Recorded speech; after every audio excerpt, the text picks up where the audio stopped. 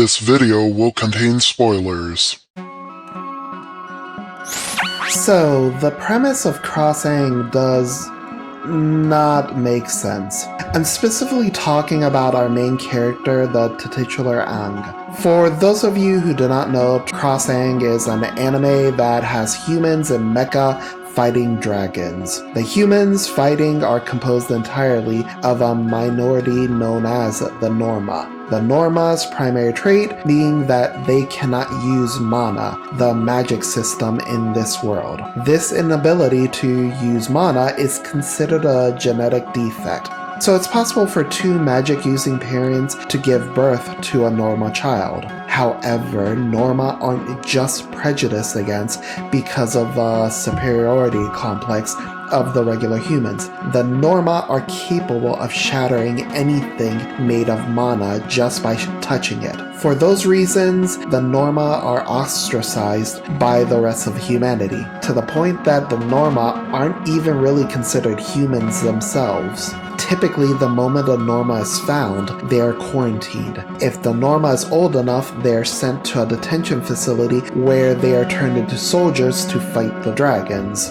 The plot itself isn't particularly unusual, though I feel we often see it more the opposite way around, where the quote-unquote magic users are the oppressed ones. Though in this particular case, the plot is hidden behind endless amounts of sexualization, mostly of the girl-on-girl variety. Half the time it just makes me question the author's barely contained fetishes. Excuse me.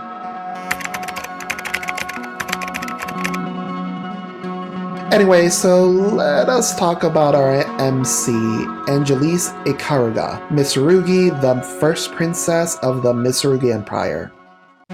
Angelise's parents are hiding a dangerous secret even from Angelise herself. Angelise is a Norma, which brings up the very important question.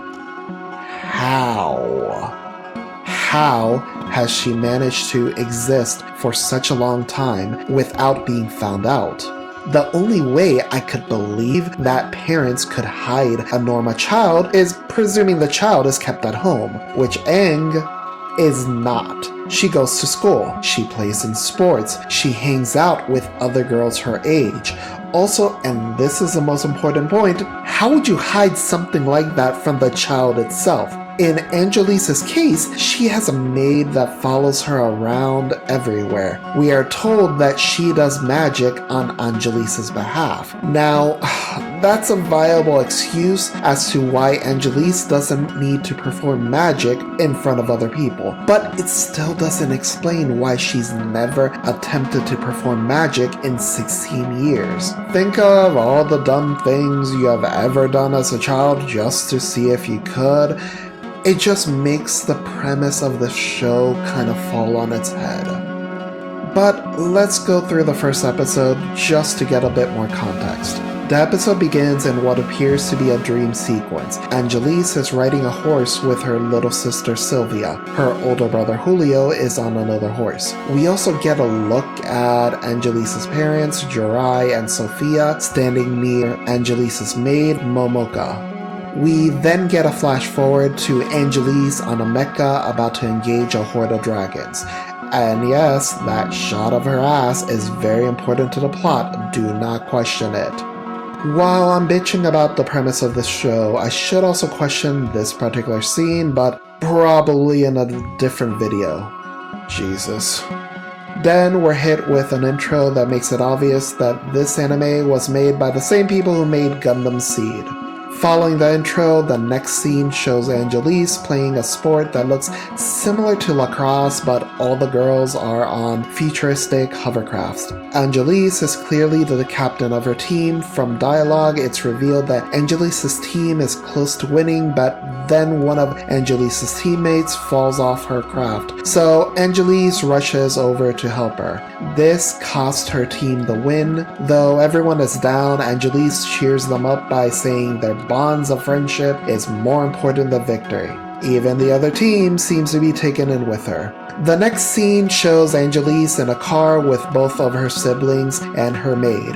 Julio comments about how the maid, Momoka, is always by Angelise's side and how much of a chore that must be. What an interesting comment to bring up for absolutely no reason at all. Dick.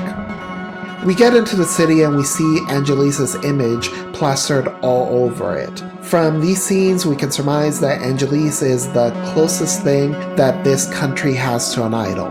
From what little of it we see, the city seems like a great place, but then Angelisa's car is stopped due to a disturbance on the side of the road. Julio immediately realizes that a Norma was identified. The Norma being this baby. Now, please witness how easy it is to identify Norma in the world. The police want to take the baby, citing that it is the dreaded N-word. The mother freaks out, takes the baby back, and then, I'm kinda regretting that N-word joke from a moment ago. The mother starts screaming that the baby isn't a Norma, she just hasn't learned how to use mana yet. Angelise interjects herself into the scene and says that the baby not having learned how to use mana yet is proof enough that she is a Norma. Kinda hard to guess ages in anime, but this kid couldn't even be a year old. And it's expected for her to know how to use mana, so normal children should be able to use mana by the age of infancy. Okay? Angelise is recognized by sight alone, again just showing how popular of a figure she is. So Angelise starts reciting common doctrine about the Norma. Norma reject the light of mana, they are violent and cold-blooded monsters, and they must be purged. Our main character, ladies and gentlemen. Quick FYI, this isn't free Ren. Most of the talk about Norma is BS. The only thing we know as a fact being they can't use mana and they are all born female. So the mother makes one last plea for her baby's life, saying that she'll raise her baby not to be a monster. Angelise responds that she should have another baby, one that is an acceptable daughter. The mother responds how a normal mother would respond. The baby is put into what looks like a hamster cage and taken away. The mother is still wailing and Angelise appears to be disturbed. Not by the purging, mind you, but the mother's reaction. That night, we see Sylvia in bed sleeping. Angelise is on the balcony singing. Her mother joins her shortly, and I just noticed Angelise's night robe is see-through. Excuse me.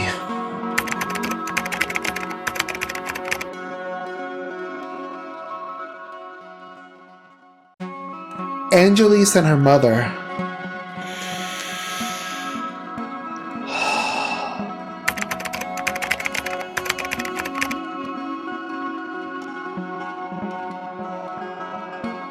Angelise and her mother talk about the song she's singing and how it's meant to guide their family. They briefly discuss the world, the light of mana, and how their nation is prosperous because of it. Angelise then turns to the Norma question.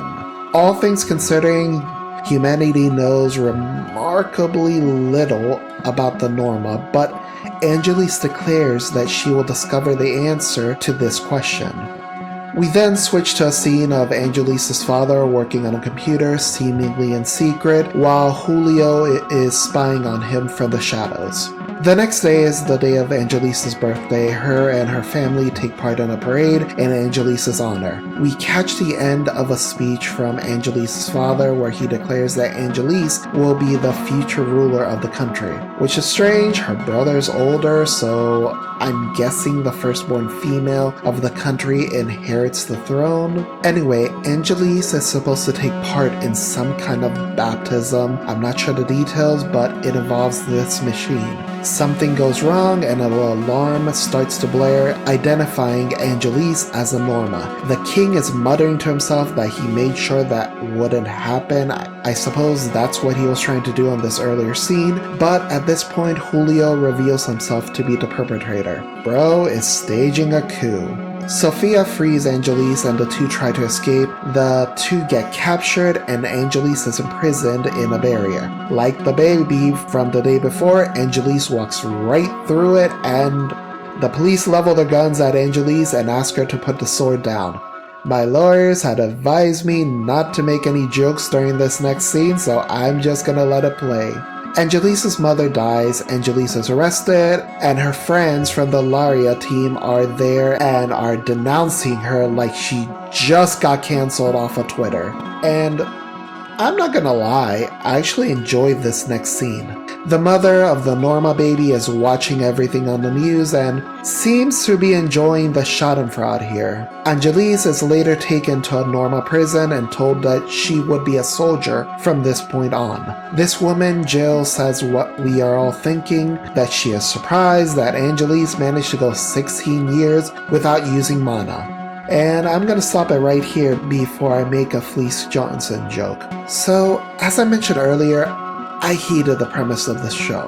They at least tried to explain away why Angelise wouldn't be found out, i.e. Momoka the maid being Angelise's constant companion and performing magic on her behalf. And it's not like we've never had a show with a hyper-competent maid working in the shadows for her less competent mistress.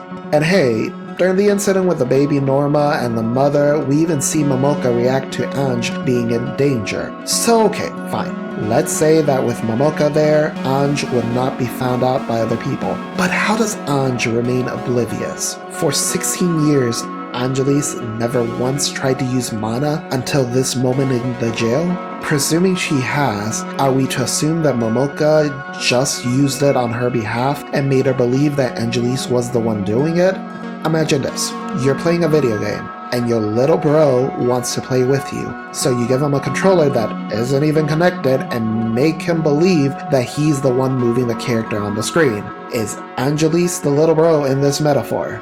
She seems like she'd be too smart to fall for something like this. But for the sake of the argument, let's assume she isn't. Was there never a situation where she was alone and tried to use mana? Imagine this scenario. She wakes up in the middle of the night. The maid is asleep. She's thirsty and decides to grab a glass of water that is just a tad out of reach. In this situation, she could either A, get her happy ass up and physically grab it, or B, will the pitcher closer to her.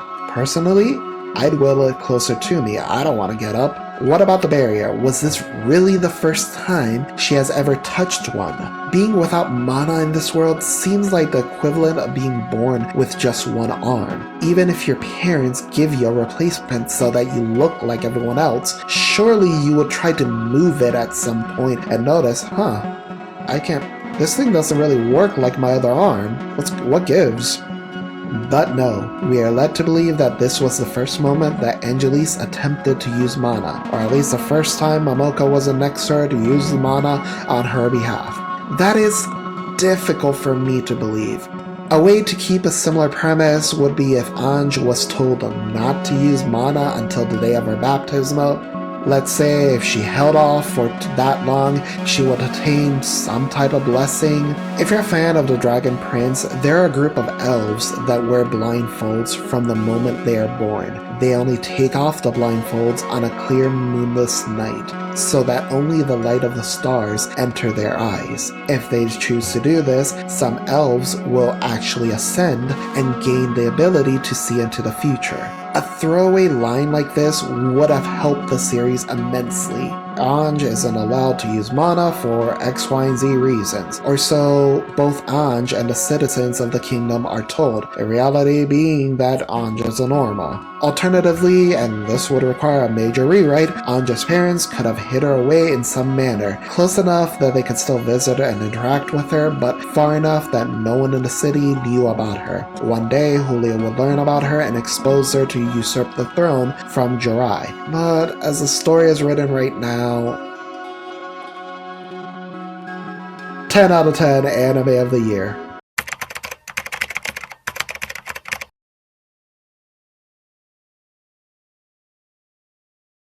If you have enjoyed this video, please feel free to smash that like button and comment down below. If you have enjoyed my inane ramblings, please subscribe to the page. Peace.